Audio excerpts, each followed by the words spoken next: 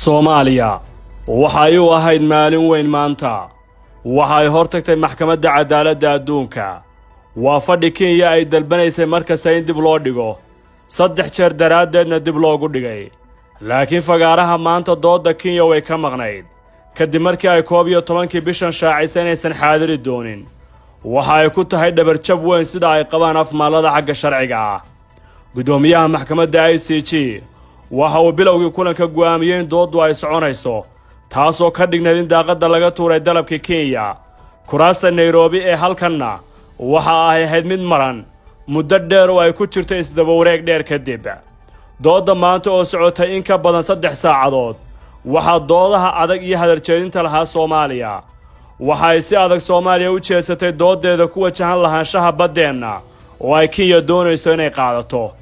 bilowgii hadaljeedinta waxa loo yaray wakiilka dawladda federaalka ku matalaya dacwada ahna ra'iisul wasaare ku-xigeenka jamhuuriyadda federaalka ee Soomaaliya Mahdi Maxamed Guuleed Bismillahir Rahmanir Rahim Madam President, distinguished members of the court, good afternoon. It is an honor and a privilege to represent my country in these proceedings. waqti dheer kama qaadan Guuleed inuu sharaxo arrimaha muhiimka hadalkiisuna ma ahayn difaaca arrimaha sharciga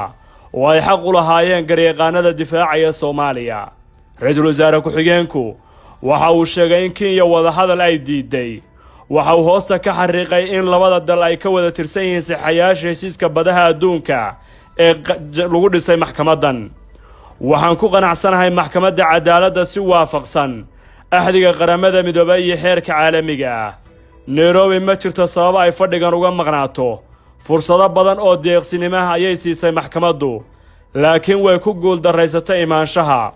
waxayna soo gudbisatay qoraal gaaraya 350 page ama bag oo dacwo ah ayuu Mahdi Guuleed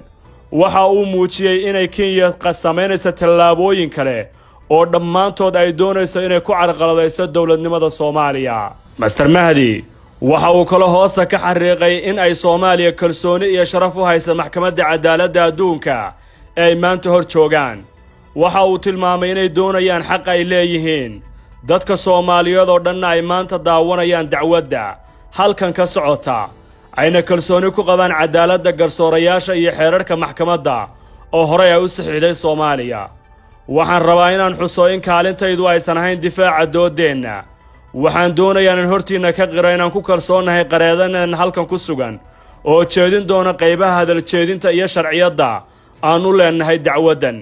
kadibna waxa hadalka la wareegay garyaqaan Professor Alan Bellet oo u dhashay dalka Faransiiska kuna hadlaya afka Faransa waxa uu ku dheeraaday sida Soomaaliya u doonayso inay xaqeeda hesho waxa uu doodiisa saldhig uga dhigay dhinaca xadaynta oo tusaalayaal cadcad soo qaatay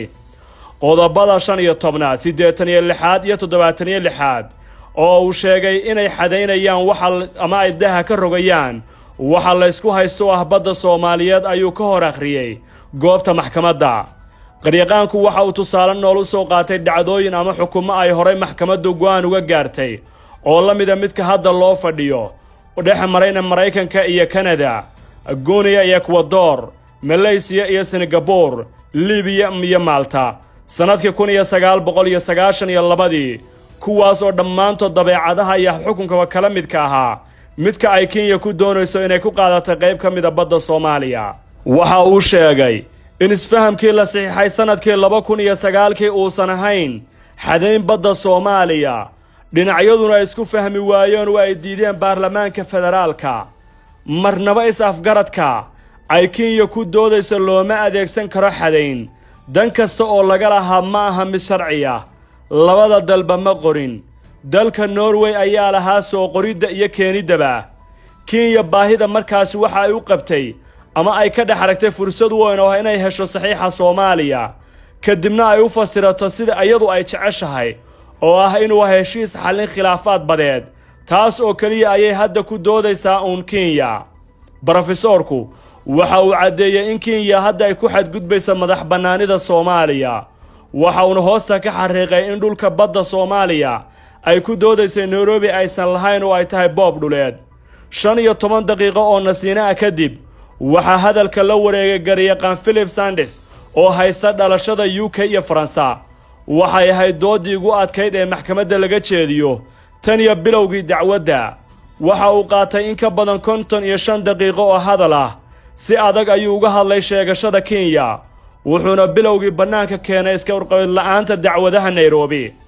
qarankii ugu horreeyay ayaa ka hadlay sheegashada Kenya dhinaca sharciga ah.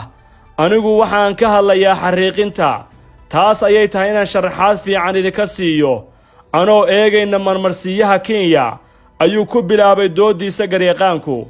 waxaan rabaa inaan caddeeyo in labada dal ee Jamhuuriyadda Soomaaliya iyo Kenya aysan kala xadaysan xuduudahooda. taas waa xaqiiqo cad oo bannaanka taalla. waxaan rabaa inaan ku burino sheegashada Kenya taariikh iyo xaqiiqooyin cad ee arrinta Kenya laynka siman. gadaal haddii aan idii celiyo 2014 ilaa 15 Kenya waxay ku doodaysay inay dhinacyadu kala xadaysteen badda, ayuu doodiisa ku soo qaatay garyaqaanku.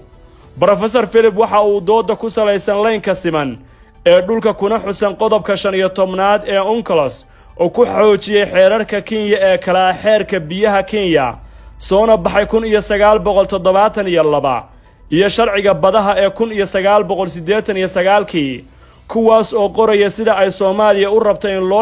loo jeediyo xariijinta. taas oo garyaqaanku muujiyay sida Kenya ay uga aradan tahay doodeeduna u jaban tahay. dhammaan doodaha dukumiintiyada iyo soo gudbinta khariiradaha Kenya waxa ay taageerayaan sida ay doonayso Soomaaliya ee sharciga ah, waana sida xaqiiqada ah.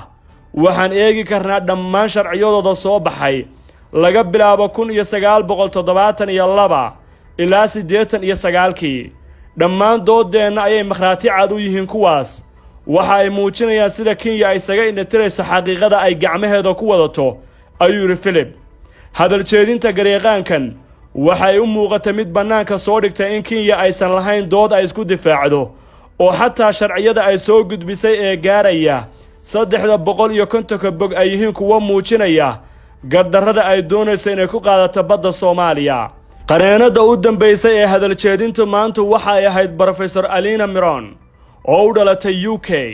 waxa ay u muuqatay mid si weyn u burburinaysay dhammaan cadaymihii Kenya ay keentay. waxa ay wax makama jiraan ku ururisay dhammaan cadayn kasta oo ay Kenya u gudbisay Hague. waxa ay sheegtay inay yihiin kuwa been abuur oo aan ku fadhiyin heshiis, xeer iyo juqraafi ahaanba. waxa ay faahfaahin ka bixisay hanaanka loo maro xadaynta badaha oo madasha ay ku soo bandhigtay una muuqanaysay inay jeedinayso 10 arday ay siinayso. maray ka jawaabaysay dooda qoraalka Kenya ee ku salaysan heshiis ay Nairobi hore ula gashay Tanzania, waxa ay sheegtay oo xigasho ahaan ay u soo qaadatay Kenya.